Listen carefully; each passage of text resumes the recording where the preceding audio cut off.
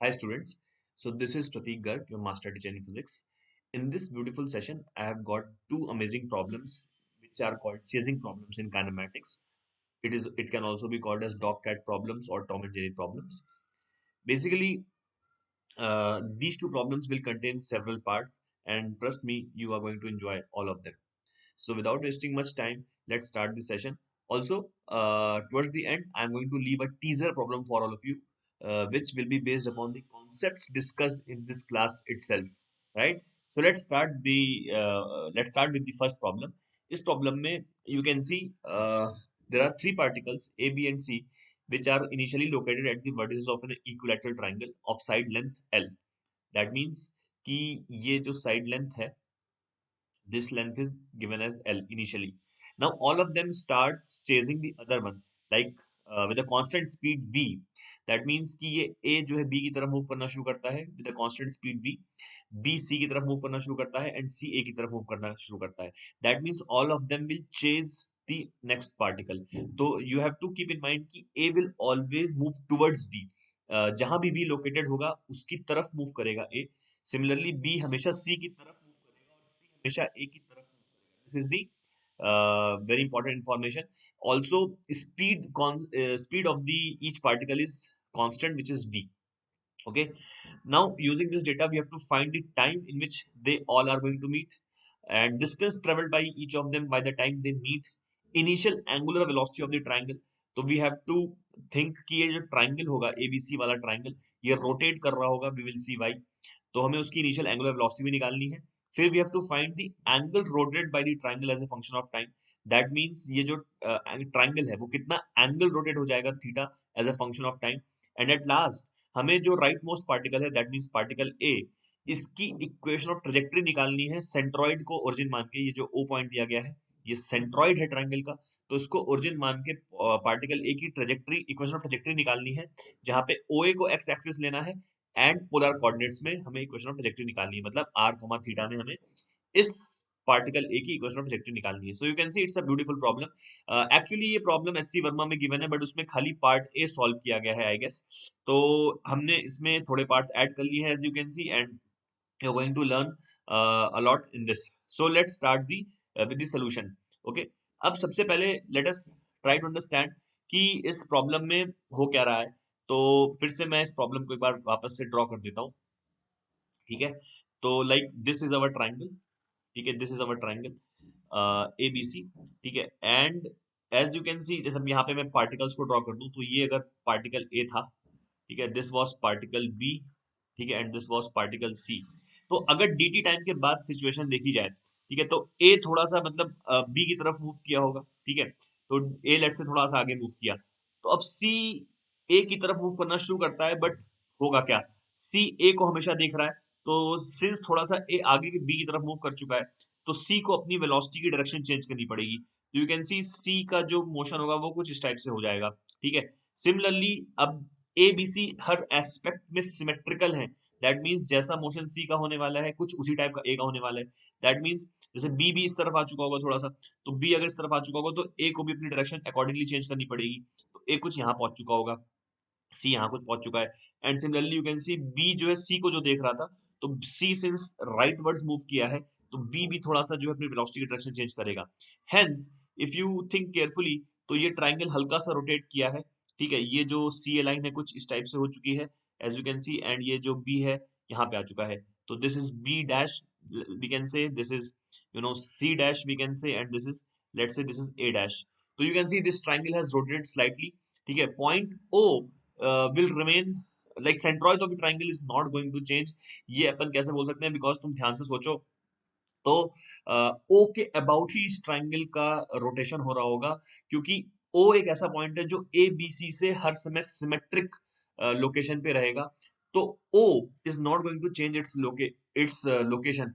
ओ एक ऐसा पॉइंट है जिसकी डिस्टेंस ए बी सी से हमेशा जो है सिमेट्रिक, मतलब ओ जो है हर एस्पेक्ट में ए बी सी के रिस्पेक्ट में सिमेट्रिकल है. तो ओ जो है ना तो कभी ए के पास जा सकता है, मतलब ऐसा नहीं हो सकता कि जो है ओ सी के करीब आ जाए in comparison to B and C. O की डिस्टेंस हमेशा ए बी सी के परस्पेक्टिव से सेम ही रहने वाली है. ये मैं नहीं कह रहा कि ओसी डिस्टेंस कांस्टेंट रहेगी, please try to understand. I am not saying कि ओसी कांस्टेंट रहेगा, बट मैं ये कह रहा हूँ कि जो भी ओसी डैश रहेगा वही ओए डैश रहेगा और वही ओबी डैश रहेगा।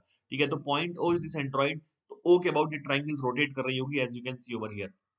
ठीक है, अब अगर अपन ध्यान से एक चीज और देखें, तो जैसे अगर मैं किसी भी इंस्टेंस पे, जैसे मैंने जो ब्लू ट्रायंगल बनाया है, इस ट्रायंगल की ही अगर मैं बात करूं, तो सी की जो वेलोसिटी है वो इस समय ए की तरफ डायरेक्टेड है, और उसकी वैल्यू मैग्नीट्यूड ए वी है।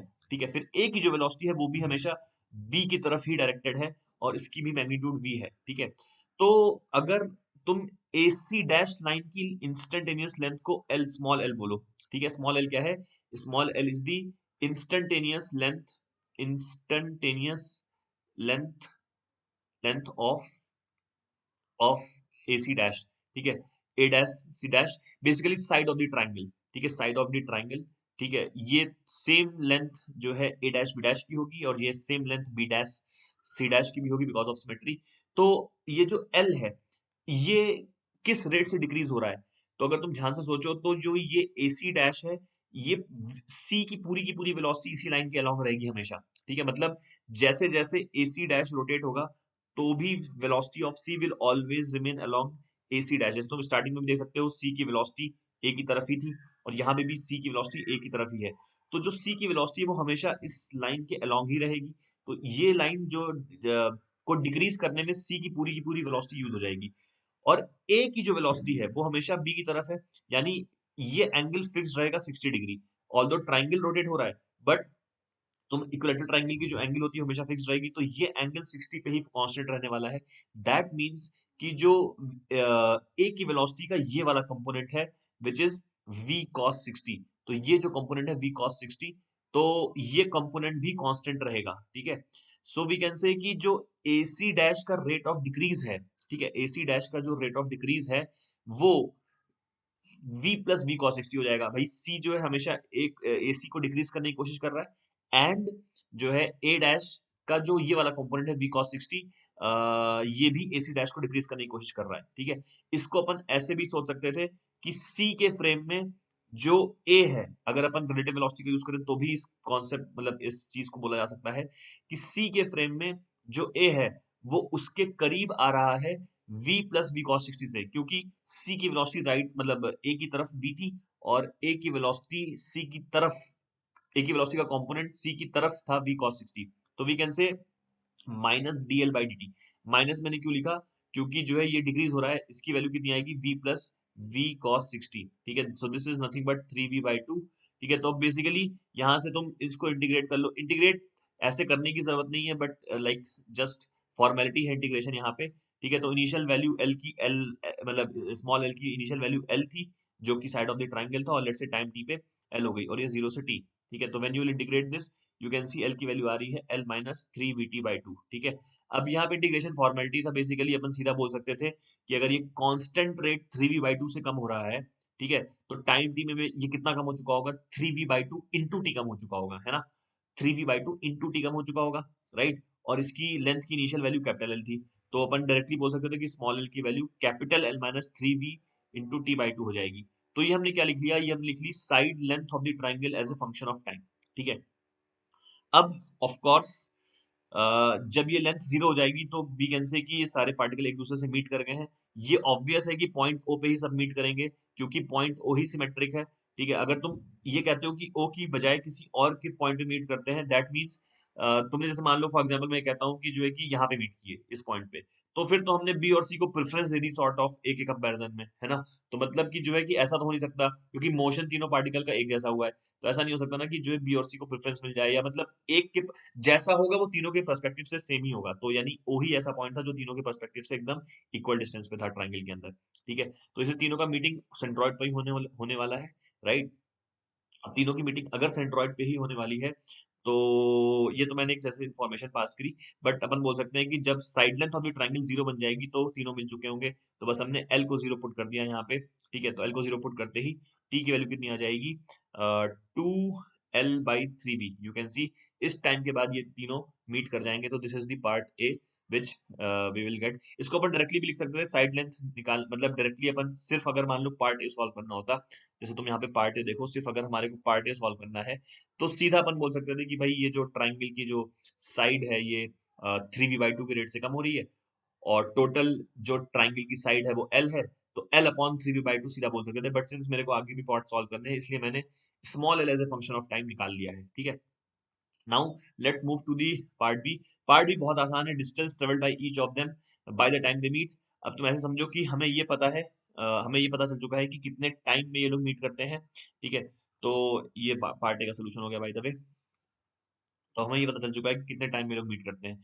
Part B is very easy, क्योंकि हर एक पार्टिकल की स्पीड कांस्टेंट थी, ठीक है। तो स्पीड भले, अगर स्पीड कांस्टेंट थी तो अपन ये बोल सकते हैं कि डिस्टेंस की वैल्यू आ जाएगी speed into time, that means 2l/3, ठीक है। सो ये हर एक पार्टिकल 2l/3 डिस्टेंस ट्रेवल किया होगा मूव करने के लिए। सी, तो प्लीज बी केयरफुल, यहाँ पे हम डिस्टेंस की बात कर रहे हैं, डिस्प्लेसमेंट की बात नहीं। डिस्प्लेसमेंट तो सीधा ओसी हो जाता, तो ये तो सेंट्रॉइड से सी की डिस्टेंस हो जाती simply, which would have been L by root capital L by root 3, ठीक है।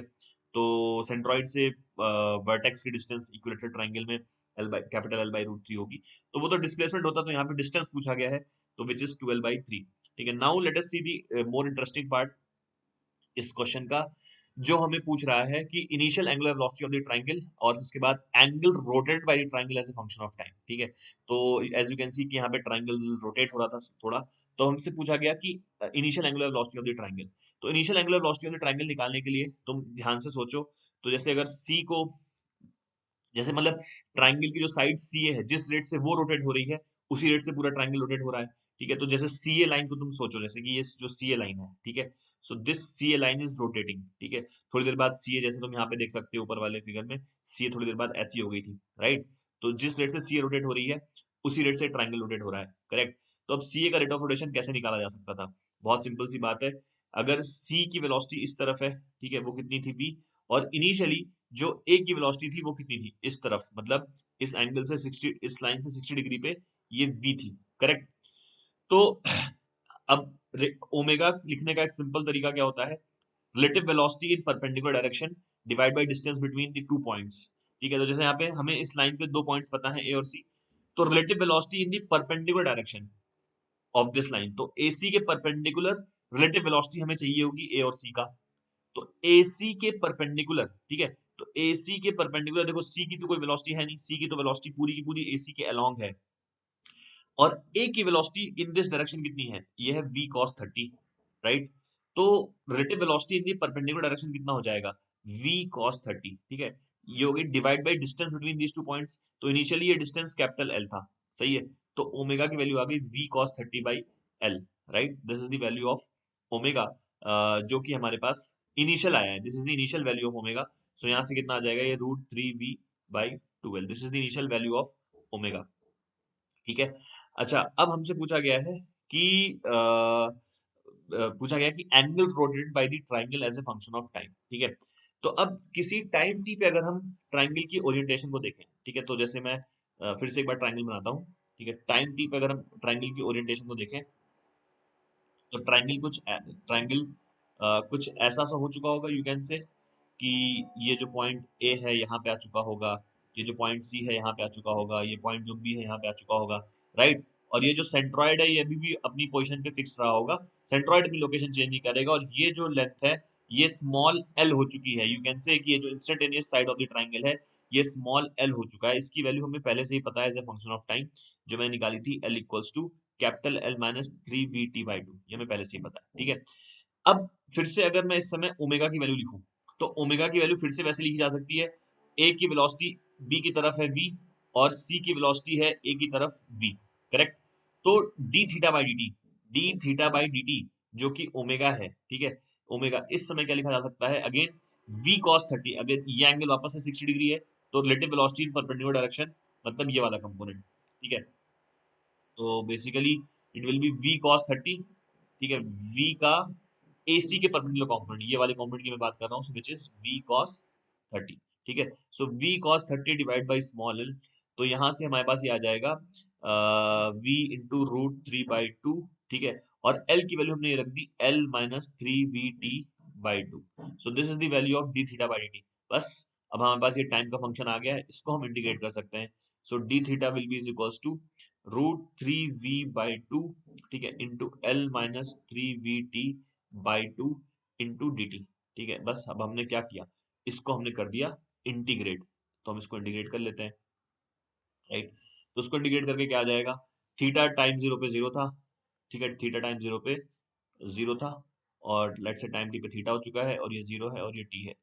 तो यहाँ पे एलएचएस में थीटा आ जाएगा, ये 3v/2 कांस्टेंट है, बाहर आ जाएगा। यहाँ पे आएगा ln of L minus 3vt/2, ठीक है, एंड और -3v/2 से, सॉरी ये √3 था, -3v/2 से डिवाइड भी होगा, तो -3v/2 से हमने इसको डिवाइड भी कर दिया, ठीक है, और इसमें लिमिट्स जाएंगी 0 से t। So what are we getting, theta as, यहाँ पे थीटा आ रहा है हमारा -1/√3 ln of L minus 3vt/2, और जब जीरो डालेंगे तो ये ln एल बन जाएगा। तो यहाँ पे लॉग की प्रॉपर्टी यूज करके नीचे ln एल को नीचे ले आ सकते हैं, माइनस साइन को अपन अंदर भी डाल सकते हैं, तो माइनस साइन को अगर हम लोग अंदर डालेंगे तो फिर this will become 1/√3, 1/√3 into ln of L upon L minus 3vt/2। This is the theta as a function of time, ठीक है। तो ये हमारी theta as a function of time में आ गया। अब जो है इसका नेक्स्ट पार्ट देखते हैं, ठीक है। तो नेक्स्ट पार्ट हमसे क्या पूछा गया है, which is the most interesting part, which is the equation of trajectory of particle a as a function of time. So let us see this part now.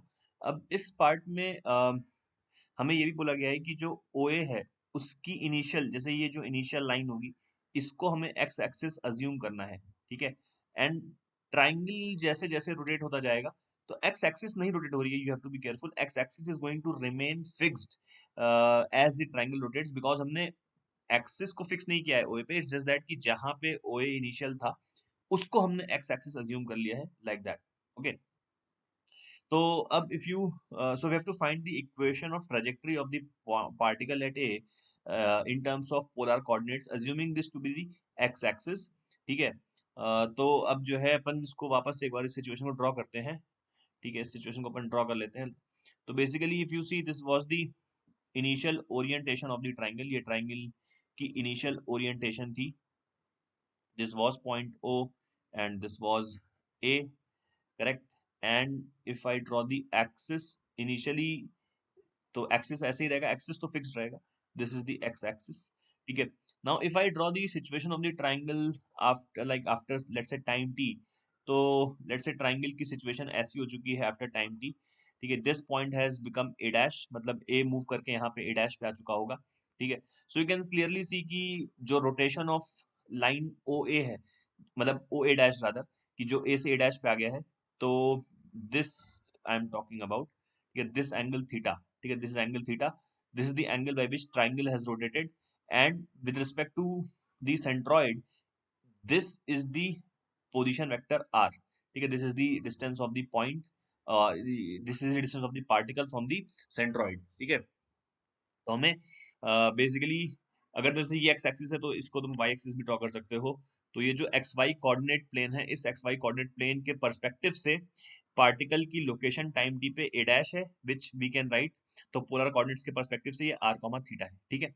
Now if you think carefully, तो theta is the angle rotated by the triangle, तो ये तो हमने पहले ही evaluate किया हुआ था। तो क्विकली अगर आप थीटा की वैल्यू देखें तो हमने यहाँ पे निकाली थी थीटा की value, which comes out to be 1/√3, 1/√3 ln of, ये था आई गेस एल लिखा हुआ था यहाँ पे, yes, L minus L upon L minus 3vt/2, this was theta as a function of time, ठीक है।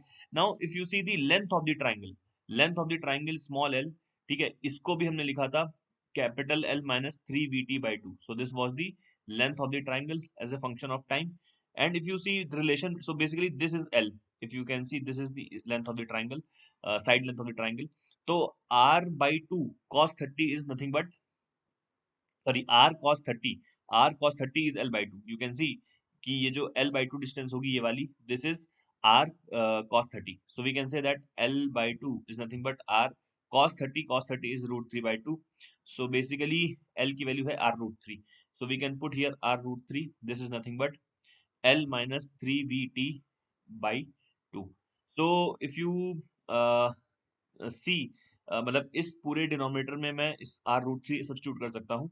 सो थीटा की वैल्यू आ जाएगी 1/√3 into L N of, let me write this L N properly. तो L N of L minus this r root 3 r, correct. Now you can just take root 3 this side, left side पे अपन लेके चले जा सकते हैं. Okay. So this will become root 3 theta will be is equals to ln of L by root 3 r. So this will become e to the power root 3 theta is equals to L by root 3 r, which will give r is equals to L by root 3 into e की power minus root 3 theta. This is the equation of trajectory of the point A या particle A as a function of time. Okay, if you can put theta equals to 0 over here, theta equals to 0 मतलब triangle की initial location, so you will get r as L by root 3, which is what we should have gotten, because उस case में r की value OA के equal हो जानी चाहिए थी, and OA की वैल्यू L by root 3 है clearly, so which is what we get, right? So I hope you would have understood this. It's an interesting equation, right? तो बहुत ही अमेजिंग सा ये question, I hope you would have like this. Let's guys move on to the next question. अपन next question पे चलते हैं, ठीक है. नेक्स्ट क्वेश्चन भी कुछ इसी टाइप का है, ये इरडोव का क्वेश्चन है, बट अगेन इरडोव में they had asked just one part, so I had made like several parts out of it, and I'm sure you're going to like it. So basically the situation says कि a small dog is sitting at the origin in a horizontal plane xy and spots a cat initially at l comma 0. तो अगर situation को draw करें हम लोग, तो basically if ये sorry ये अगर मैं वाई एक्सिस ड्रॉ करूं एंड ये एक्स एक्सिस है, so remember X Y is a horizontal plane, ठीक है, ये हॉरिजॉन्टल प्लेन है. यहाँ पे ओरिजिन पे एक डॉग है, ठीक है, this is origin, it's a dog over here, and there's a cat which is located at l comma 0. So we can say that c यहाँ पे है and this is dog को मैं d से रिप्रेजेंट कर देता हूँ और cat को c से. तो location of cat is l comma 0, ठीक है. नाउ ऑफ कोर्स डॉग ने कैट को देखा, so dog starts, dog was hungry, so dog starts chasing for cat, and the moment immediately cat starts running parallel to y axis with a constant velocity of u, ठीक है, and dog also is chasing the cat at a constant speed of v. Chasing का मतलब भी question में दिया गया है, वैसे we should know that chasing means कि velocity vector of the dog will always point towards the cat. This is the very important information. So dog की जो वेलोसिटी वेक्टर है वो हमेशा कैट की तरफ पॉइंटेड रहेगी. This is a useful information which we will actually exploit in solving this question, ठीक है. Now first part is the part that has been asked in Irodov itself. After how much time will the dog be able to catch the cat, and of course speed of the dog must be greater than that of cat in order to achieve this. तो अगर अपन time T पे situation देखते हैं, ठीक है, time T पे situation अगर अपन देखें तो बेसिकली टाइम टी पे लेट्स से कैट यहाँ पे कहीं पहुंच चुकी होगी, ठीक है, लेट्स से सी डैश, ठीक है, और इसकी लोकेशन भी लिखी जा सकती है, ठीक है, zero sorry L comma U T coordinates इसके हो जाएंगे, ठीक है. टाइम टी में कैट का वाई डिस्प्लेसमेंट यू टी हो चुका होगा और एक्स डिस्प्लेसमेंट तो एल ही रहा होगा, ठीक है. नाउ डॉग की ट्रेजेक्ट्री कुछ इस टाइप की आएगी, ठीक है, ऑफ कोर्स बिकॉज जैसे जैसे कैट ऊपर जा रहा होगा, ठीक है, वाई एक्सिस के अलोंग ऊपर जा रहा होगा, तो डॉग की velocity vector should always point towards the cat, ठीक है. तो वेलोसिटी वेक्टर डॉग का जो है मुड़ता चला जाएगा.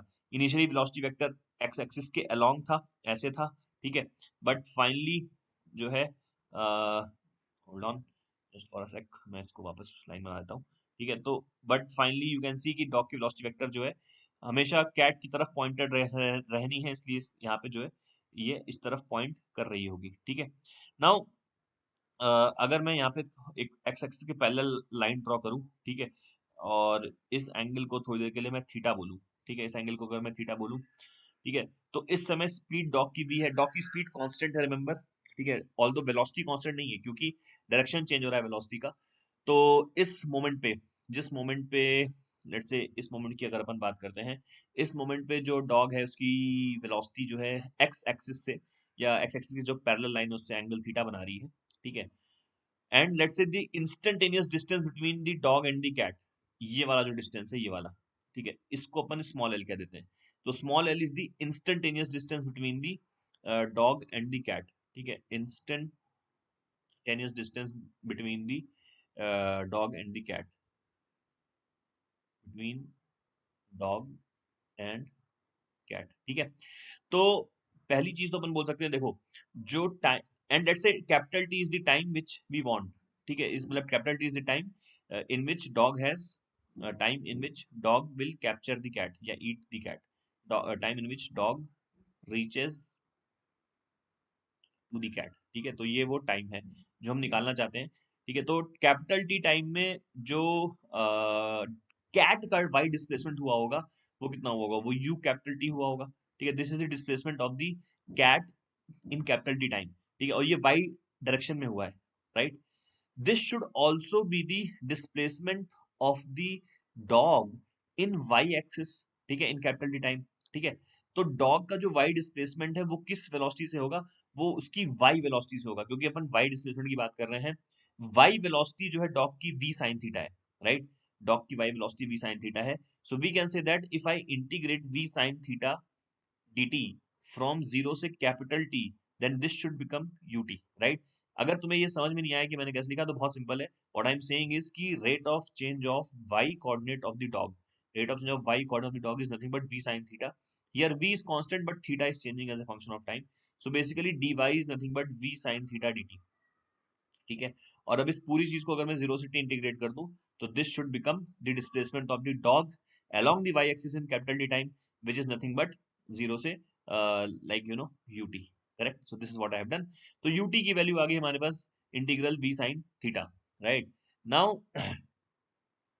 Let's analyze one more thing, ठीक है। वैसे मैं एक इक्वेशन और बताता हूँ, उसकी हमें इस क्वेश्चन में ऐसा जरूरत नहीं पड़ेगी, बट लिखने में कोई बुराई नहीं है, तो मैं एक इक्वेशन और लिखता हूँ। अगर मैं जीरो से capital T time v cos theta को इंटीग्रेट करूँ, ठीक है, तो वो उसकी वैल्यू क्या आनी चाहिए, थिंक। अगर मैं इस फंक्शन की वैल्यू पूछ रहा हूँ, जीरो से capital T v cos theta dt, इसकी वैल्यू क्या आनी चाहिए, तो if you have thought correctly, तो इसकी वैल्यू आनी चाहिए l, क्योंकि ये क्या है, डॉग की x वेलोसिटी, तो डॉग का जो x डिस्प्लेसमेंट हुआ होगा कैपिटल टी टाइम में, वो l के बराबर हो गया होगा, तभी तो डॉग कैट के एक्स कोऑर्डिनेट तक पहुंच गया, राइट। तो ऑल तो हमें इस इक्वेशन की ऐसा जरूरत नहीं पड़ेगी इसमें, बट हम, मैंने ऐसे लिख दिया। ये इक्वेशन नंबर वन जो है, इसकी हमें जरूरत पड़ने वाली है। तो एक बार मैं इक्वेशन नंबर वन को नंबर वन डाल देता हूँ यहाँ पे, ठीक है। तो this is one, right. Now so basically अब जो इसकी जो मतलब बेस्ट इक्वेशन है, या बोल सकते हैं जो इसकी एक्चुअली क्रिटिकल इक्वेशन है, वो देखते हैं। अगेन डॉग और कैट के बीच का जो डिस्टेंस है, ठीक है, वो किस रेट से कम हो रहा है, यू हैव टू थिंक वो किस रेट से कम हो रहा है। तो एक बार मैं यहाँ पे जो है वापस से इसको, ये एक्सिस थोड़ी सी बढ़ा देता हूँ, ठीक है। एंड ये वाली जो लाइन है, ये ऐसे मतलब स्ट्रेट लाइन है, यू हैव टू थिंक, ठीक है। ये ट्रेजेक्टरी नहीं बनाई है मैंने, बी केयरफुल। ये मैंने डॉग ट्रेजेक्टरी, तो ये ब्लैक कलर की ट्रेजेक्टरी थी डॉग की। this red line does not represent trajectory, ठीक है, this is just an extension of velocity vector, which should pass through the point c dash, because dog की velocity vector है, वो हमेशा cat की तरफ देख रही थी, ठीक है। तो ये एंगल 90 माइनस थीटा हो जाएगा, ठीक है। ये वाला एंगल क्या हो जाएगा, 90 minus theta, this angle should be 90 minus theta, right. एक बार मैं इसको थोड़ा सा और क्लियरली लिख देता हूँ, ठीक है। So this should be 90 minus theta, so 90 minus theta, this should be the angle, ये वाला, ठीक है। नाउ बेसिकली अगर हम लोग एक चीज और देखते हैं यहाँ पे, इसको ऐसे देखो कि जो जिस रेट से ये चेंज हो रहा है, डॉग और कैट के बीच का जो डिस्टेंस चेंज हो रहा है, जिस बेसिकली उसकी वैल्यू क्या है, उसकी वैल्यू है अगेन, देखो डॉग की वेलोसिटी हमेशा इस डिस्टेंस को, मतलब डॉग की जो वेलोसिटी है वो हमेशा डीसी लाइन के अलोंग ही रहेगी, ठीक है। मतलब अगर मैं इसको डी डैश बोल देता हूँ फॉर द टाइम बिंग, तो डॉग की वेलोसिटी तो हमेशा D dash and C dash के अलोंग ही रहने वाली है, ठीक है, क्योंकि डॉग हमेशा कैट की तरफ ही देख रहा है, ठीक है। तो मैं बोलता हूँ D L by D T, जिस रेट से ये लेंथ चेंज हो रही है वो क्या है, डॉग की वेलोसिटी, ठीक है। बट कैट भी अपनी जान बचाने की कोशिश कर रही है, तो कैट का जो वेलोसिटी वेक्टर है वो हमेशा ऊपर की तरफ देखता है। तो इसका कंपोनेंट अलोंग दिस लाइन, इसका कंपोनेंट अलोंग दिस लाइन क्या है, u cos 90 माइनस थीटा, इसका मतलब u sin थीटा, ठीक है। तो v के रेट से ये डिक्रीज हो रहा है, ठीक है, v के रेट से डिक्रीज हो रहा है, बट u cos थीटा के रेट से, u cos 90 माइनस थीटा यानी u sin थीटा के रेट से इंक्रीज हो रहा है। तो नेट रेट ऑफ डिक्रीज हो जाएगा v minus you sine theta, and since dl is negative, तो बेसिकली यहाँ पे हमने एक माइनस साइन लगा दिया, दिस विल रिप्रेजेंट कि ये डिक्रीजिंग फंक्शन है या dl बेसिकली नेगेटिव वैल्यू है, तो बोल सकते हैं कि माइनस dl बाई dt, या फिर magnitude of the decrease, magnitude of the rate of decrease of this length is nothing but v minus you sine theta. फिर से समझते हैं इस बात को, v के रेट से डॉग इस लेंथ को डिक्रीज करने की कोशिश कर रहा है, जो डॉग और कैट के बीच का इंस्टेंटेनियस डिस्टेंस है, whereas u sine theta के रेट से कैट जो है इस लेंथ को इंक्रीज करने की कोशिश कर रही है। So net rate of decrease की वैल्यू हो जाएगी v minus you sine theta, right. So this was the like critical equation. बस अब अपन v dt को इस तरफ लेके जा सकते हैं। सो v dt minus you sign theta dt, ठीक है, और इस पूरी चीज को हम अगर इंटीग्रेट कर दें, ठीक है, तो इसको अगर हम पूरा इंटीग्रेट कर दें, तो ये जीरो से कैपिटल टी, सॉरी जीरो से कैपिटल टी नहीं, ये वैल्यू हो जाएगी, एल का इंटीग्रल है ये, तो ये वैल्यू हो जाएगी, एल की इनिशियल वैल्यू कैपिटल एल थी, क्योंकि डॉग और कैट के बीच का इनिशियल डिस्टेंस कैपिटल एल था, फाइनल डिस्टेंस जीरो हो जाएगा, ये जीरो से कैपिटल टी एंड ये भी जीरो से कैपिटल टी, ठीक है। Now if you think carefully, तो एलएचएस पे तो कैपिटल एल आ जाएगा इंटीग्रेट करके, ठीक है। यहाँ पे वैल्यू आ जाएगी वी कैपिटल टी, ठीक है। यू एक कांस्टेंट वैल्यू, तो उसको अपन बाहर ले सकते हैं। अब यहाँ पे जो साइन थीटा dt का इंटीग्रल बन गया, उसकी वैल्यू हमें डायरेक्टली इक्वेशन वन से मिल जाएगी। If you think sine theta dt का इंटीग्रल की value U T by V है, वी को मैं एलएचएस पे ले जाऊं इस जगह पे, तो साइन थीटा dt का इंटीग्रल यूटी बाई वी बन जाएगा। तो यहाँ पे मैंने u को बाहर निकाल लिया और साइन थीटा dt का इंटीग्रल ऊपर वाली इक्वेशन से यू टी बाई वी लिख दिया। तो you can see at time की वैल्यू आती है L V upon we square minus you square, which is the answer to the part A, right. Answer to the part A becomes t equals to lb upon v square minus u square. Let's talk about part 2 now. What is the initial acceleration of the dog? ठीक है, this is also a very interesting part. So let's talk about this part. ठीक है, इस part को भी अपन देखते हैं। So जैसा कहा कि मैंने कि इस पार्ट में हमें निकालना है डॉग का इनिशियल एक्सेलरेशन, ठीक है। तो डॉग का इनिशियल एक्सेलरेशन देखो, ये पार्ट कैसे सॉल्व करेंगे, डॉग की इनिशियल वेलोसिटी वेक्टर जो थी वो इस तरफ थी, क्योंकि कैट एक्स एक्सिस पे ही थी, ठीक है, कैट यहाँ पे थी और डॉग ने कैट को चेस कर रहा था, तो डॉग का जो इनिशियल वेलोसिटी वेक्टर है वो कैट की तरफ देख रहा होगा, और कैट इनिशियली एक्स एक्सिस पे ही लोकेटेड थी, तो डॉग का जो वेलोसिटी वेक्टर है वो कैट की तरफ यानी कि एक्स एक्सिस के अलोंग लाई कर रहा है, ठीक है। अब एक्सलेशन के दो कंपोनेंट हो सकते हैं, किसी भी टाइप ऑफ मोशन में एक्सलेशन के दो कंपोनेंट हो सकते हैं। तो टेंजेंशियल एक्सलेशन की वैल्यू जीरो है इस केस के अंदर, क्यों? बिकॉज स्पीड कांस्टेंट है, ठीक है, स्पीड कांस्टेंट है, इसलिए अपन बोल सकते हैं कि टेंजेंशियल एक्सलेशन की वैल्यू क्या है, जीरो। यानी इस केस में जो नॉर्मल एक्सलेशन आएगा वही टोटल एक्सलेशन बन जाएगा, ठीक है। तो नॉर्मल एक्सलेशन की वैल्यू हम निकाल लेते हैं बहुत सिंपली। अब आई होप नॉर्मल एक्सलेशन निकालना सब बच्चों को, मतलब इसका एक स्टैंडर्ड फॉर्मूला है, तो आई होप ये तुमको पता होगा, ठीक है। बहुत अगर नहीं पता है तो आज से इसको याद रख सकते हो, बहुत ही अमेजिंग फॉर्मूला है। नॉर्मल एक्सलेशन किसी भी टाइप ऑफ मोशन में लिखा जा सकता है ओमेगा क्रॉस वी, ठीक है। यहाँ पे ये ओमेगा क्या होता है, omega is rate of rotation of velocity vector, ठीक है, rate of rotation of velocity vector, मतलब जिस रेट से वेलोसिटी वेक्टर रोटेट कर रही है, rate of rotation of velocity vector, वो है ओमेगा, ठीक है, वेलोसिटी वेक्टर। और ये v क्या है, ये v वही वेलोसिटी वेक्टर है। मतलब फॉर एग्जांपल तुम ऐसे समझो कि dt टाइम के बाद कैट यहाँ पहुंच जाएगी ना, dt टाइम के बाद कैट यहाँ पहुंच जाएगी सी डैश पे, तो वेलोसिटी वेक्टर डॉग का जो है इस तरफ देख रहा होगा, मतलब डी टाइम के बाद वेलोसिटी वेक्टर कैट की तरफ देख रहा होगा, ठीक है। तो कैट अगर यहाँ पहुंच गई है, तो देखो वेलोसिटी वेक्टर रोटेट हो गया ना, पहले एक्स एक्सिस के अलोंग था, थोड़ी देर बाद जो है सी डैश पे कैट जब पहुंचेगी तो वेलोसिटी का वेक्टर थोड़ा सा टिल्ट हो जाएगा। तो ये वेलोसिटी वेक्टर का मैग्नीट्यूड चेंज नहीं हो रहा है क्योंकि स्पीड कांस्टेंट है, लेकिन वो रोटेट कर रहा है। तो इसका मतलब ये जो एंगल है ना, इस एंगल से dt टाइम में जो है वेलोसिटी वेक्टर रोटेट हो गया है, ठीक है। तुम ऐसे भी सोच सकते हो कि अगर मान लो कि वेलोसिटी, जैसे मान लो स्ट्रेट लाइन मोशन हो रहा है, तो स्ट्रेट लाइन मोशन में वेलोसिटी वेक्टर कभी रोटेट ही नहीं होता, डायरेक्शन हमेशा जो है मतलब एक एक्सिस पे रहती है, तो उस केस के अंदर नॉर्मल एक्सेलरेशन हमेशा जीरो आएगा। जैसे फॉर एग्जांपल मान लो कोई पार्टिकल है वो एक्स एक्सिस पे ही मूव कर रहा है, तो वेलोसिटी की मैग्नीट्यूड चेंज हो सकती है बट डायरेक्शन चेंज नहीं हो सकती। तो अगर, तो इसका मतलब कि क्या है, नॉर्मल एक्सेलरेशन जीरो है, क्यों है normal acceleration zero, because acceleration की डायरेक्शन अगर मान लो एक्स एक्सिस के अलावा कुछ भी और हो गई, फॉर एग्जांपल ऐसे हो गई, तो तुरंत वेलोसिटी वेक्टर चेंज होने लग जाएगी, क्योंकि वेलोसिटी वेक्टर की डायरेक्शन चेंज होने लग जाएगी, है ना। तो एक्सेलेरेशन की एक ही पॉसिबिलिटी होती है, या तो पॉजिटिव एक्स एक्सिस या तो नेगेटिव एक्स एक्सिस। इसका मतलब अगर स्ट्रेट लाइन मोशन चाहिए तुम्हें कंटिन्यूअसली, तो वेलोसिटी वेक्टर और एक्सेलेरेशन में हमेशा या तो एंगल 0 हो सकता है या तो 180 डिग्री हो सकता है, और कोई एंगल पॉसिबल नहीं है, ठीक है। तो उस केस में नॉर्मल एक्सेलेरेशन 0 आ जाता है, राइट। तो यहाँ से भी तुम देख सकते हो कि बेसिकली जो नॉर्मल एक्सेलेरेशन की वैल्यू हम यहाँ से निकालेंगे, तो इस केस के अंदर जो ओमेगा वेक्टर है वो हमारी तरफ पॉइंट कर रहा है। ओमेगा वेक्टर हमारी तरफ क्यों पॉइंट कर रहा है? बिकॉज वेलोसिटी का जो रोटेशन हुआ है वो स्क्रीन प्लेन में हुआ है एंटी क्लॉकवाइज डायरेक्शन में। तो अगर तुम अपने राइट हैंड के फिंगर्स को एंटी क्लॉकवाइज डायरेक्शन में कर्ल करो, एंटी क्लॉकवाइज डायरेक्शन में कर्ल करो, तो जो थंब है वो तुम्हारी तरफ पॉइंट कर रहा है, राइट।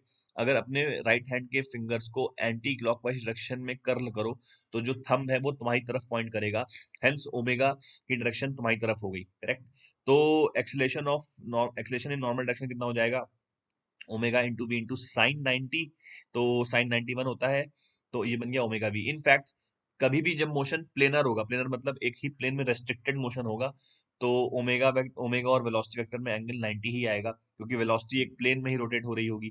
तो वेलोसिटी अगर एक प्लेन में ही जो है चेंज हो सकती है उसकी डायरेक्शन, तो omega being an axial vector will always be perpendicular to velocity, ठीक है। तो अब यहाँ से ओमेगा की वैल्यू पर निकालते हैं। ओमेगा को तुम लिख सकते हो कैट की ये वाली वेलोसिटी, मतलब डीसी के परपेंडिकुलर वेलोसिटी।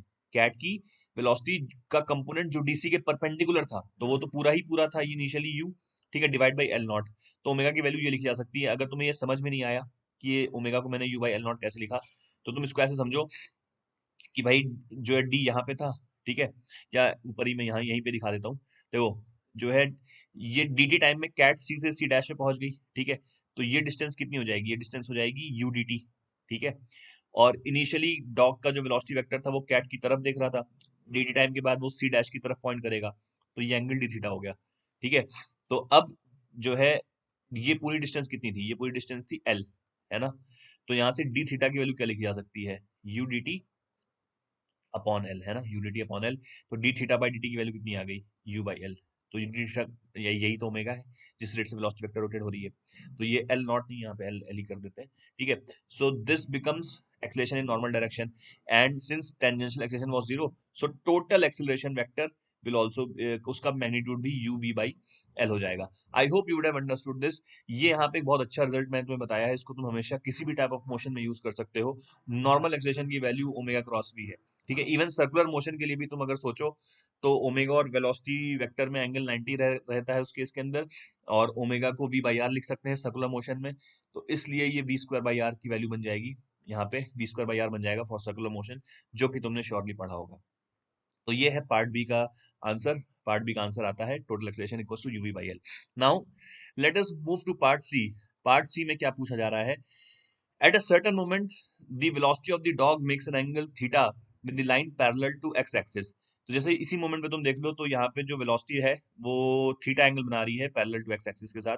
यहाँ पे अगर तुम देखो, you can see over here, तो ये एंगल थीटा बन रहा है जो शोन डायग्राम में वेलोसिटी वेक्टर के साथ, ठीक है। At this instance the distance between the dog and cat is R. तो ये एल की जगह आर अज्यूम कर लेते हैं, ये डिस्टेंस एल की जगह स्मॉल आर मान लेते हैं अपन। Find the total acceleration of the dog and radius of curvature of the trajectory. तो हमें total acceleration and radius of curvature निकालना है। तो मैं इस पार्ट को यहीं पे सॉल्व करता हूँ, ठीक है। तो तुम ध्यान से सोचो अगर, तो इसको सी पार्ट में यहीं पे सॉल्व कर देता हूँ। तो बेसिकली अगर मैं वही लॉजिक लगाऊं, टेंजेंशियल एक्सेलरेशन फिर से जीरो हो जाएगी, क्योंकि डॉग की स्पीड तो कभी चेंज ही नहीं हो रही। तो टेंजेंशियल एक्सेलरेशन फिर से जीरो हो जाएगी। नॉर्मल एक्सेलरेशन फिर से मैं वैसे ही निकालने वाला हूँ, ओमेगा क्रॉस वी करके। तो वेलोसिटी वेक्टर और ओमेगा वेक्टर में एंगल फिर से 90 डिग्री है, क्योंकि डॉग का मोशन हमेशा एक प्लेन में हुआ है, ठीक है। वेलोसिटी वेक्टर तुम देख सकते हो इस तरफ पॉइंट कर रहा है, ठीक है।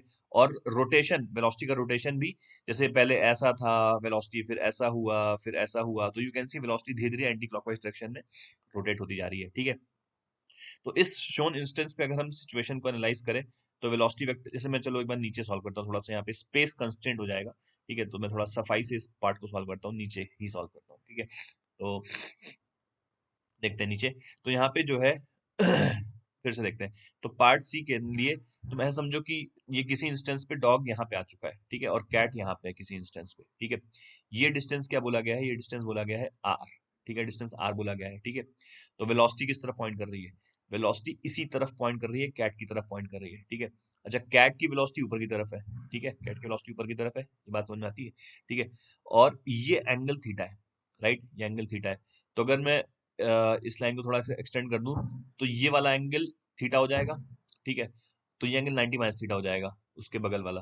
तो वापस से अगर मैं ये इसके एक परपेंडिकुलर ड्रॉ करूं यहाँ पे, ठीक है, ये ऐसे परपेंडिकुलर ड्रॉ करिए, तो ये एंगल वापस से थीटा हो जाएगा, राइट। तो वापस से देखो, ये जो डीसी लाइन है, वेलोसिटी वेक्टर हमेशा, देखो वेलोसिटी वेक्टर हमेशा डीसी के अलोंग ही ओरिएंटेड रहेगा, ये बात समझो। डॉग से लेकर कैट के अलोंग ही वेलोसिटी वेक्टर को रहना है, ये बात समझो, है ना। तो कैट की वेलोसिटी ऊपर की तरफ यू है, ठीक है। तो जो कैट की वेलोसिटी का कंपोनेंट अलोंग डीसी है, मतलब इस तरफ वाला कंपोनेंट, ये कभी भी वेलोसिटी वेक्टर को रोटेट नहीं करेगा। फॉर एग्जांपल, अगर कैट मान लो इसी लाइन के अलोंग जा रही होती, तो क्या वेलोसिटी वेक्टर रोटेट होता? नहीं। हमेशा अगर कैट डीसी के अलोंग मूव कर रहा होता, मतलब इसी की तरफ जा रहा होता, तो वेलोसिटी वेक्टर कभी रोटेट नहीं होता। तो वेलोसिटी का जो ये वाला कंपोनेंट है, ये वाला, ठीक है, वो ही वेलोसिटी वेक्टर को रोटेट कराएगा। तो ओमेगा की वैल्यू क्या लिखी जा सकती है? वेलोसिटी का ये कंपोनेंट, कैट की वेलोसिटी का ये कंपोनेंट, वो क्या है? यू कॉस थीटा है, ठीक है। ऐसे भी अभी मैंने कहा था कि ओमेगा कैसे निकालते हैं? डीसी के परपेंडिकुलर जो वेलोसिटी है divide by distance between D and C. तो डीसी के परपेंडिकुलर वेलोसिटी है U cos theta, divide by distance between D and C, वो हो गया आर। तो ये आ गई हमारी ओमेगा की वैल्यू। बस टेंजेंशियल एक्सलेशन की वैल्यू जीरो है, जैसा मैंने कहा। नॉर्मल एक्सलेशन की वैल्यू क्या लिखी जा सकती है? Omega into V. तो यहां से नॉर्मल एक्सलेशन आ गया U V cos theta by R. This is normal acceleration, और यही टोटल एक्सलेशन भी हो जाएगा माय डियर स्टूडेंट्स, क्योंकि जो है टेंजेंशियल एक्सलेशन क्या है? जीरो, ठीक है। अब टोटल एक्सलेशन ये आ गया, नॉर्मल एक्सलेशन ये आ गया। इसके बाद अपन क्या कर सकते हैं इस केस के अंदर? रेडियस ऑफ कर्वेचर भी हमें इस पार्ट सी में फाइंड करना है। रेडियस ऑफ कर्वेचर बहुत ही इजीली निकल जाएगा। रेडियस ऑफ कर्वेचर का फॉर्मूला क्या होता है? V square upon acceleration in normal direction. दोनों चीज हमें पता है। डॉग की स्पीड वी थी, और एक्सलेशन नॉर्मल डायरेक्शन हमने निकाला हुआ है, U V cos theta by R, ठीक है। तो U V cos theta by R ये ऊपर चला जाएगा, तो यहाँ पे आ जाएगा हमारे पास answer V R by U cos theta. This is the acceleration, sorry, this is the radius of curvature. तो रेडियस ऑफ कर्वेचर की वैल्यू आ गई V R by U cos theta. तो यहाँ से हमारा रेडियस ऑफ कर्वेचर आ गया, right. I hope you would have understood this part as well. अब अपन जो है ऊपर वाले पार्ट पे चलते हैं, part D, equation of trajectory of the dog. ये बहुत ही अमेजिंग पार्ट है। तो इक्वेशन ऑफ ट्रेजेक्टरी देखते हैं कैसे निकालेंगे। मतलब ये इसमें फिजिक्स वाइज बहुत ज्यादा डिफिकल्टी नहीं है, विजुअलाइजेशन बहुत ज्यादा स्ट्रांग नहीं चाहिए इसमें, ठीक है। लेकिन mathematically it's a very nice part. तो let us see how do we find the equation of trajectory. तो वापस से मैं एक बार क्विकली सिचुएशन को ड्रॉ कर देता हूँ यहाँ पे, ठीक है। यहाँ पे तुम अगर देखो, तो किसी इंस्टेंस पे मान लो डॉग यहाँ पे आ चुका है, और इसके कोऑर्डिनेट्स हम बोल सकते हैं कि मान लिया एक्स कॉमा वाई हो चुके हैं किसी भी इंस्टेंस पे, ठीक है। कैट लेटर से उस इंस्टेंस पे यहाँ पे पहुंच चुकी है, ठीक है। टाइम टी इलैप्स हो चुका है, और ये डिस्टेंस कितनी हो जाएगी? यूटी। अगर टाइम टी की बात करें तो ये डिस्टेंस यूटी हो जाएगी, राइट। और ये एंगल और ये डिस्टेंस टोटल हमें पता था एल था, ठीक है। ये एंगल लेटर से उस समय थीटा हो चुका है, मतलब जो डॉग की वेलोसिटी वेक्टर है वो हमेशा कैट की तरफ देख रही होगी, ऑफ कोर्स, ठीक है। तो ये एंगल थीटा है। डॉग की ट्रेजेक्टरी भी अगर तुम चाहो तो ड्रॉ कर सकते हो, तो डॉग की trajectory will be somewhat like this, ठीक है। तो ये वेलोसिटी वेक्टर है, मतलब ये टेंजेंशियल है ऑफ कोर्स वेलोसिटी वेक्टर, ठीक है। थोड़ा सा डायग्राम कम सही बना है, बट फिर से एक बार बना देता हूँ मैं, ठीक है। So like this. So basically ये डॉग की वेलोसिटी वेक्टर है जो कैट की तरफ देख रही है, और it's a tangent to this equation of trajectory, of course, ठीक है। Now what we will do here, देखो, tan थीटा की वैल्यू अगर इस समय लिखी जाए, सो tan थीटा की वैल्यू क्या लिखी जा सकती है? tan theta is this distance divide by this distance, ठीक है। अब ये क्या है? ये है ut माइनस वाई, ठीक है। ये चीज y थी, ठीक है। तो tan थीटा को लिख सकते हैं हम लोग ut माइनस वाई, ठीक है। ये हो गया ut minus Y divide by ये वाली डिस्टेंस। ये डिस्टेंस क्या है? पूरा l माइनस एक्स, है ना, ये x था। तो ut डिवाइड बाई क्या हो जाएगा? l माइनस एक्स, ठीक है। अब l माइनस एक्स को मैं लेफ्ट साइड पे लेके जाता हूँ, और मैं इस इक्वेशन को करने वाला हूँ डिफरेंशिएट, ठीक है। टाइम के रिस्पेक्ट में मैं इसको डिफरेंशिएट कर देता हूँ, ठीक है। तो प्रोडक्ट रूल लगेगी, l minus x into tan का डिफरेंशियल क्या होता है? Sec square theta D theta by D T, ठीक है, plus tan theta into tan theta into L minus X का डिफरेंशियल, इसमें एल तो कांस्टेंट है लेकिन माइनस एक्स को लिख सकते हैं minus D X by D T, ठीक है, डिफरेंशिएट करने के बाद इज इक्वल्स टू ये यू टी डिफरेंशिएट होकर यू बन जाएगा, वाई का डिफरेंशियल आएगा D Y by D T, ठीक है। अब अगर तुम इसको ध्यान से सोचोगे तो ये आ जाएगा L minus X sec square theta D theta by D T, ठीक है। D X by D T क्या है, rate of change of X coordinate, वो डॉग की एक्स वेलोसिटी की वजह से आएगा, तो डॉग की एक्स वेलोसिटी इस इंस्टेंस पे क्या है, वी कॉस थीटा, ठीक है। तो यहां से इसको लिख दिया tan theta into V cos theta, correct. Similarly D Y by D T क्या है, D Y by D T क्या है, डॉग की वाई वेलोसिटी, उसको लिख सकते हैं वी साइन थीटा, सही है। तो अब देखो ये यहाँ पे tan को लिखा साइन बाई कॉस, तो जैसे तुम tan को साइन बाई कॉस लिखोगे तो ये v साइन थीटा में कन्वर्ट हो जाएगा और ये वाला टर्म कैंसिल हो जाएगा, यानी हमारे पास आ गया u की वैल्यू आ गई L minus X sec square theta D theta by D T. अब मैंने थीटा के टर्म एक तरफ रख लिए और मैंने dt को इस तरफ भेज दिया, तो ये बन गया u dt upon L minus X, ठीक है। अब इसको इंटीग्रेट करने के लिए अगर मैं dt को dx में कन्वर्ट कर दूं समहाउ, तो मेरा ये इंटीग्रल कन्वर्ट हो जाएगा। तो उसके लिए बहुत ही इजीली हम बोल सकते हैं कि v cos theta this is nothing but dx by dt, है ना। तो यहाँ से मैं dt की वैल्यू मालूम पड़ गई, dt आ गया हमारे पास dx by v cos theta, correct. तो मैं dt की वैल्यू उठा के यहाँ सब्स्टिट्यूट कर देता हूँ, तो यार है हमारे पास sec square theta D theta is equals to u upon L minus x into dt की वैल्यू आ जाएगी dx by v cos theta, ठीक है। फिर से थीटा का टर्म जनरेट हो गया, तो मैं इस पूरे cos थीटा को मैं एलएचएस पे भेज देता हूँ। तो cos थीटा को मैं एलएचएस पे भेजूंगा तो क्या आ जाएगा, सेक थीटा डी थीटा, ठीक है। ये cos इधर आके एक सेक को खत्म कर देगा और यहाँ पे बच गया u minus V D X upon L minus X, ठीक है। अब इस पूरे टर्म को अपन कर देते हैं इंटीग्रेट, ठीक है। तो जब इसको इंटीग्रेट करेंगे, इनिशियली थीटा की वैल्यू जीरो थी क्योंकि वेलोसिटी वेक्टर डॉग का एक्स एक्सिस के पैरेलल था।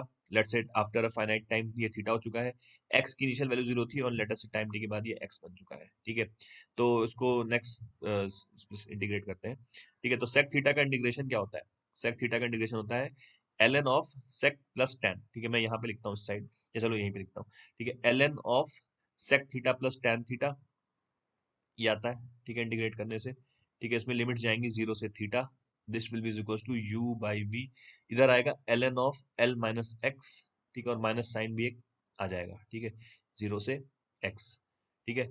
फिर ln sec थीटा में इसमें लिमिट डालोगे तो आ जाएगा ln sec theta plus tan theta, फिर जब जीरो डालोगे तो sec जीरो वन होता है tan जीरो जीरो, तो मतलब ln वन क्रिएट हो जाएगी, ln वन खुद ही जीरो होती है, तो यानी यहाँ पे सॉल्व होके आ जाएगा ln sec theta plus tan theta, ठीक है। This will be equals to minus u by v, इसमें लिमिट डालेंगे x तो ln f l minus x आएगा, फिर x की वैल्यू जीरो रखेंगे तो ln l आ जाएगा, लॉग की प्रॉपर्टी यूज करके उसको डिनोमिनेटर में लिखा जा सकता है, so this will be like this, ठीक है।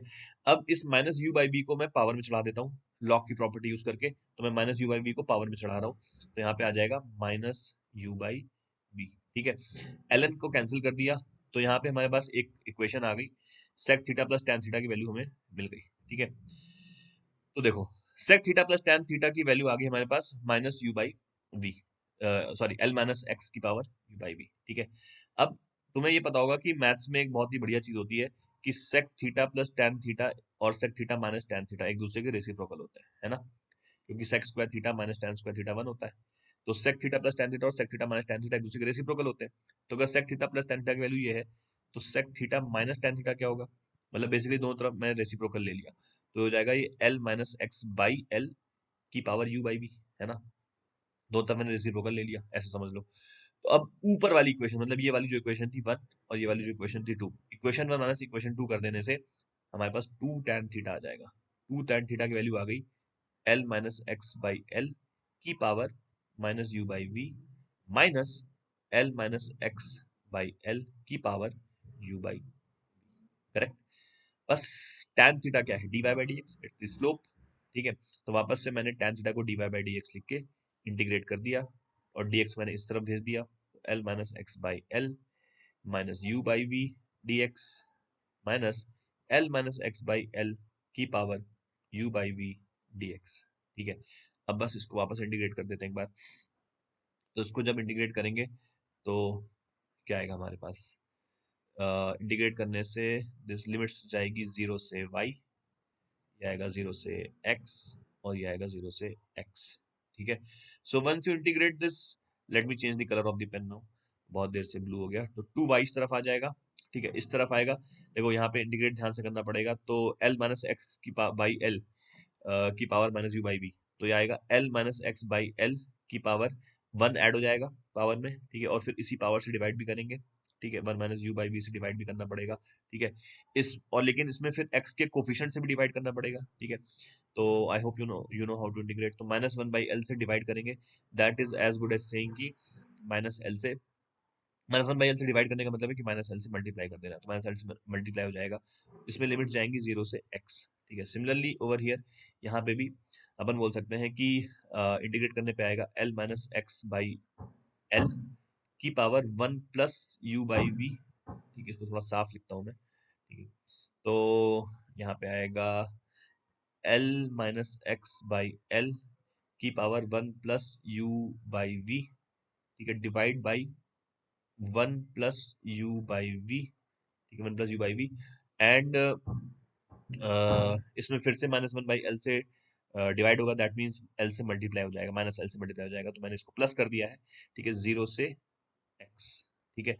तो you can see we are going to get an बहुत ही बड़ा सा आंसर कुछ आएगा, ठीक है। इसमें लिमिट्स डालते हैं अब, ठीक है, लिमिट्स डालने से क्या होगा, ये y की वैल्यू आएगी, 2y की वैल्यू निकालते हैं इनफैक्ट, तो 2y की वैल्यू आ रही है, इधर x डाल देंगे तो minus L into L minus X upon L into 1 की power 1 minus you by V upon 1 minus you by V, और फिर जब जीरो डालेंगे यहाँ पे, तो जीरो डालते ही ये वाली टर्म बन जाएगी एल बाई एल, ये पूरा 1 बन जाएगा, तो that means minus minus plus आ जाएगा, l upon 1 minus you by we, ठीक है।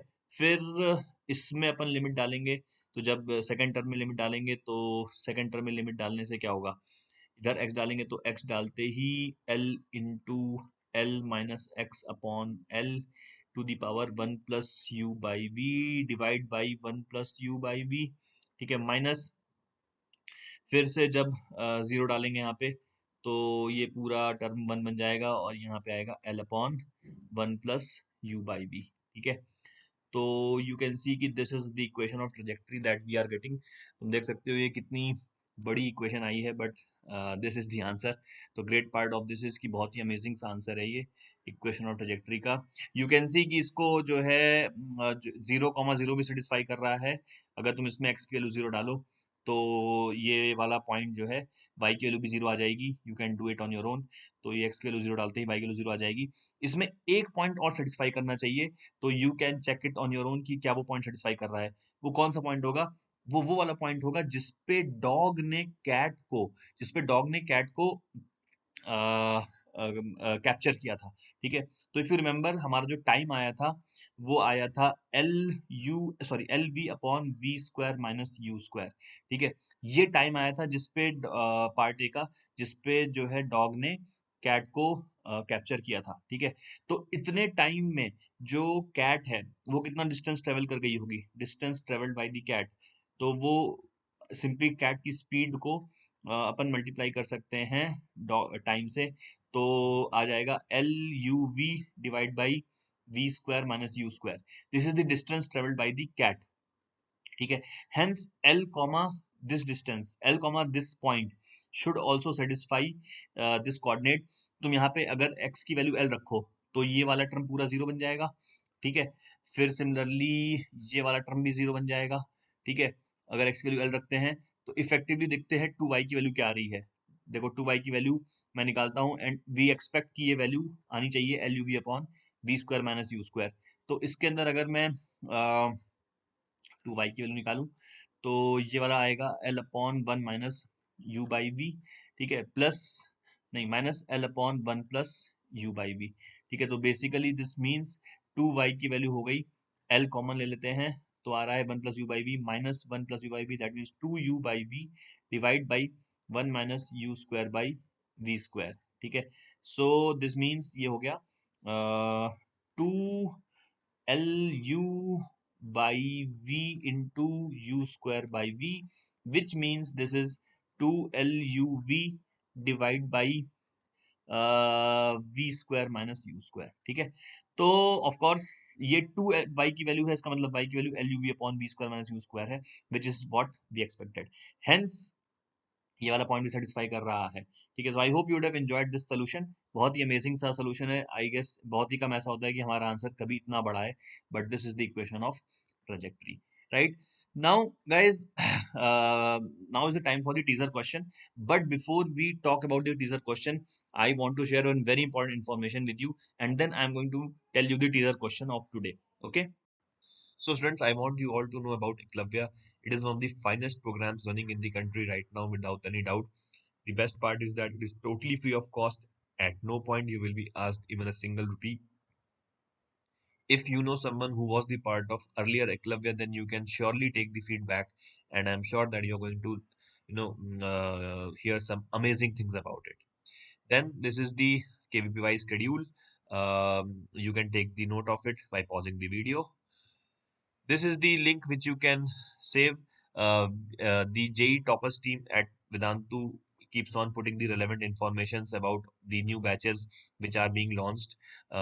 So you can save this and visit this periodically to know about the course if any relevant for you. Then if you are a serious JE 2022 aspirant for JE Advanced, then you can join this Telegram channel, and we always post some useful informations about the 2022 aspirants. Then if you are a 2023 aspirants, then you can join this channel, and we will be posting the useful information for you guys. Same goes for 2024 aspirants. If you are a 2024 aspirant, then you can join this channel. This is the YouTube link, wherein we also post the relevant information, which is useful for all the serious JE and KBPY aspirants. So, guys, I hope you would have loved today's session, and now that is the time for teaser. So, since we have done the four parts of this question, the dog cat problem, I ask you to solve the fifth part. So, in the fifth part, we are assuming that the speed of the dog and the cat has become equal. You can see that here we are assuming that the speed of the dog and cat has become equal. So, obviously, dog will not be able to catch the cat because their speed has become equal. But in this case, if you think carefully, after a long time there will be a finite distance that will remain between the cat and the dog. That means after a certain moment of, like, after a long time, what will happen is that the dog and cat will remain at a constant distance. So we are calling that distance as terminal distance. That means distance is not going to decrease anymore between dog and cat. So you are asked to find the that distance. Okay, so if you are able to solve this question, then I would love to hear the solution from you guys. And one more thing, guys, uh, you can, if you are able to solve this question, you can send your solutions to this email ID, and by writing the subject is a solution and the subject name. We will check your solutions, and if we like it, then we are going to reach out to you. So that's all for today, guys. I hope you'd have loved the video. I hope you'd have loved today's session. That's it. Thank you.